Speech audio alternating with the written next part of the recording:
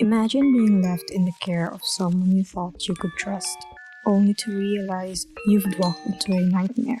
This is the heartbreaking story of Sylvia Likens, a name that should never be forgotten. A case so horrific that it shook an entire community and changed child abuse laws forever.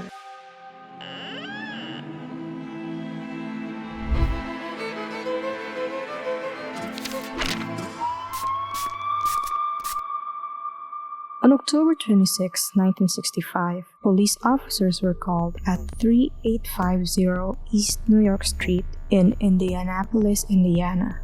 When police arrived at the address at around 6:30 p.m., they were horrified to see the lifeless body of Sylvia Likens, who appears to be extremely malnourished and mutilated. What they found most disturbing was the carving on Sylvia's stomach that said, "I'm a prostitute and proud of it." Police questioned people inside the house, especially Sylvia's caretaker, Gertrude Banizewski. She told them that Sylvia had run away a few days prior, and when Sylvia returned, she was bare-breasted and was clutching a letter. She then handed them the letter that Sylvia was holding, and the letter contained admissions from Sylvia, saying that a group of anonymous neighborhood boys extensively abused and mutilated her after she had initially agreed to engage in sexual relations with them. But the police found this to be suspicious, so they asked Sylvia's sister, Jenny Likens, instead. At first, Jenny told them the same story that Gertrude Banizewski had told them. But then, she whispered something to the police. "You get me out of here and I'll tell you everything." What really happened to Sylvia Likens? Sylvia Likens was a 16-year-old girl, born into a struggling but well-meaning family. She was known as kind, quiet, and a little shy, the kind of person who didn't like to cause trouble. She was the third child out of 5 children. Her younger sister, Jenny, suffered from polio, which caused her other leg to be weaker than the other. Because of this, Jenny had to wear a steel brace on one leg. Sylvia's parents worked as carnival workers, often moving from town to town. Their family life was unstable, and they regularly experienced severe financial difficulties.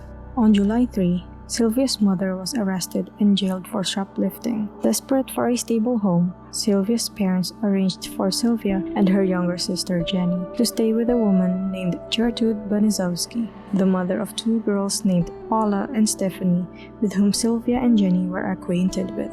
Sylvia's father promised Gertrude that he would send her $20 a week, then he would return in November to get the sisters. Little did he know, this decision would have devastating consequences. At first, things seemed normal. Sylvia and Jenny were subjected to very little discipline. They sang pop songs together with Gertrude's daughter, Stephanie, and Sylvia willingly participated in housework. But after approximately 2 weeks, the $20 payments came 1 or 2 days late.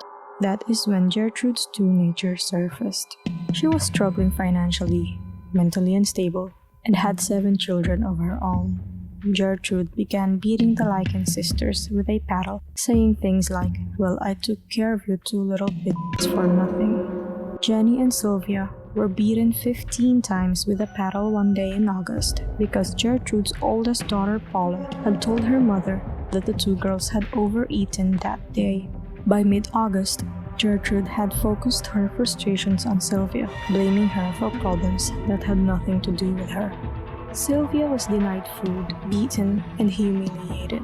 She was forced to eat leftovers or spoiled food out of garbage cans, and Gertrude would regularly accuse her of stealing things that she bought with her money. Gertrude would accuse Sylvia of being pregnant after hearing Sylvia talk about a boyfriend from when the Likens were staying in California.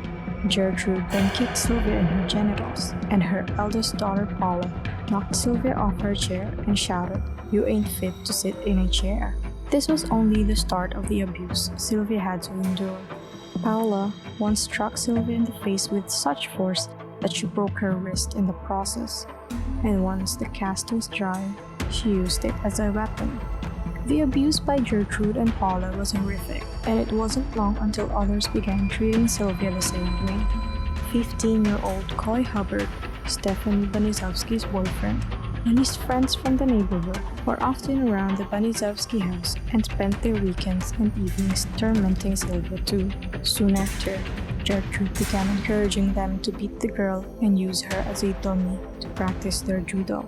Gertrude seemed to enjoy when other people joined in the torture of Sylvia. So one day, Gertrude forced Sylvia to strip naked in the living room and it with a glass bottle in front of Coy Hubbard and his friends. Soon after, Sylvia was forbidden from attending school and was subjected to having her fingers burned and kicked in her sensitive areas for the evils of sex before marriage, something she wasn't participating in. Sylvia's sister Jenny was also afraid. She later recalled how Sylvia wanted to escape, but couldn't. No one came to help, even when she cried out.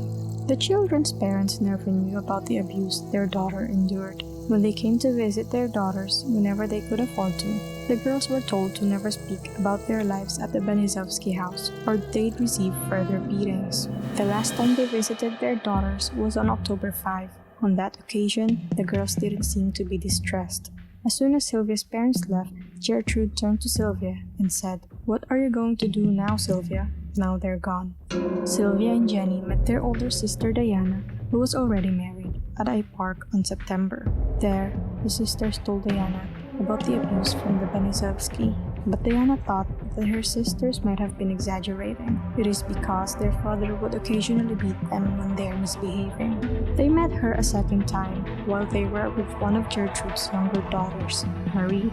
They said nothing of their torture to Diana, which Marie told her mother that Sylvia was given a scalding hot bath because she asked her sister Diana for a sandwich at the park due to her being hungry. Sylvia fainted from the heat, and Gertrude proceeded to slam her head against the bathtub to wake her up. A man from the neighborhood did eventually call the school, reporting that there was a girl in the Banizovsky house that was being abused. But Gertrude denied the claims, saying that Sylvia was out of control, a bad influence on her children, and that she had run away from home. Gertrude's other neighbors also didn't report her behavior to the police or the school, even though they were aware of the abuse that Sylvia was enduring in Gertrude's care. Because of the cruelty Sylvia had been continuously enduring, she had become incontinent, which made Gertrude more furious. Sylvia was tied up in the basement on the 6th of October, where she stayed until her final days. While down there, she was given little food or water and was forced to wet herself and use the corners of the dark room as a toilet. Children in the neighborhood would pay 5 cents to see Sylvia for themselves, and sometimes they were also encouraged to abuse Sylvia. Because of Gertrude's thin body, she often sought help from the neighborhood children, who would help her restrain Sylvia and put her in scalding baths, where Gertrude would rub salt into the sores that covered Sylvia's body. On the 23rd of October, Sylvia's abuse escalated, and her body was branded. Gertrude told her, "You have branded my daughters. Now I am going to brand you." Gertrude then began carving the words, "I'm a prostitute and proud of it," into Sylvia's stomach with a needle heated over a flame. When Gertrude wasn't able to finish the brand, she got one of the children from the neighborhood to help her, a 14-year-old boy named Richard Hobbs, and the boy stepped in to complete the carving. Once Richard was finished, he and Gertrude's 10-year-old daughter Shirley heated a bolt and tried to burn an S into Sylvia's left breast. The burn was deep and resembled the number 3 at her autopsy. She was then paraded around the neighborhood, where Gertrude claimed she got the carving at a sex party. Days earlier, Gertrude had forced Sylvia to write a letter, knowing that she would die soon. The letter claimed that Sylvia had run away and that boys from the neighborhood were her torturers. Gertrude's last attempt to deflect any blame was to cover Sylvia's dead body in rubbing alcohol. On October 26, 1965, Sylvia's body finally gave out. When the police arrived, Gertrude told them that Sylvia had returned home that day in her bloody and dying state, and Gertrude had tried to nurse her. Everyone present was questioned, including Paula, who told police that Sylvia's death was meant to happen. She also told Jenny that she was welcome to continue living with the family. But Jenny managed to whisper to one officer, "Get me out of here and I'll tell you everything." And she did. Because of Jenny's statements, Gertrude, Paula, Stephanie, Coy Hubbard, Richard Hobbs, and John Jr. were arrested for Sylvia's murder after Jenny's accurate statement was given to officers. 5 children from the neighborhood were also arrested for their involvement. Only during the autopsy were doctors able to see the extent of Sylvia's injuries. She had over 150 wounds, including the carving into her stomach. She had a hole in her right wrist that went almost to the bone, likely from a lit cigarette, and her fingernails were broken. She had also bitten through her lips when she died, almost separating them from her face. Overall, her cause of death was given a subdural hematoma to her right temple, alongside shock, injuries, and malnourishment. In a shocking turn, Gertrude tried to claim innocence, but the evidence and Jenny's testimony exposed the horrifying truth. Gertrude and Paula Banizowski were sentenced to life in prison on the 25th of May 1966. Richard Hobbs, Coy Hubbard, and John Banizowski Jr. were given 2 to 21 years in prison at the Indiana Reformatory due to their ages. Gertrude and Paula were retried in September 1971 due to not receiving a fair trial. This time, Paula pleaded guilty to voluntary manslaughter and was eventually released in December 1972, despite numerous escape attempts. She changed her name to Paula Pace and became a teacher's aide in Iowa. In 2012, she was fired when the school found out her real identity. The daughter she gave birth to in 1966 was put up for adoption, and Paula later went on to have 2 children with her husband. Gertrude received another first-degree murder charge and would spend the next 14 years in Indiana Women's Prison, where she was described as a dead mother.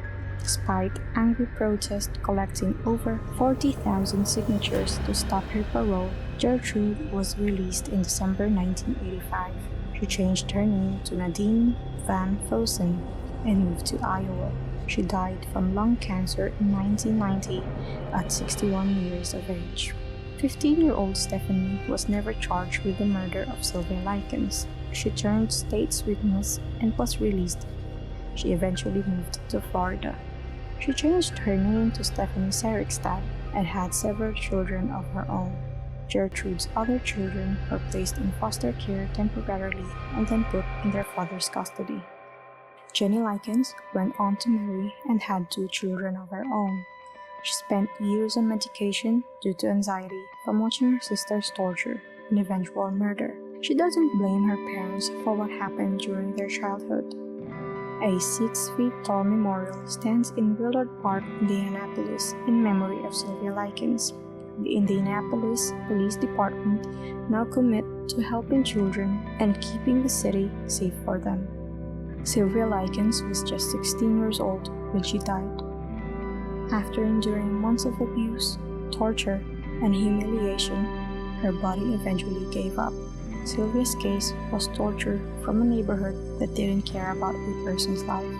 The case led to major discussions about child protection laws, ensuring tragedies like this would never be ignored again. Sylvia's story is not just a tragedy, it's a warning and a reminder.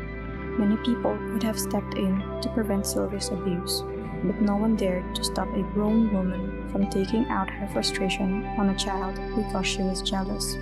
It's been years since Sylvia's death, and things have changed because of her murder. If you suspect a child is being abused, it's now your duty to report the abuse. If you want to see more cases like this, hit that subscribe button and turn on notifications.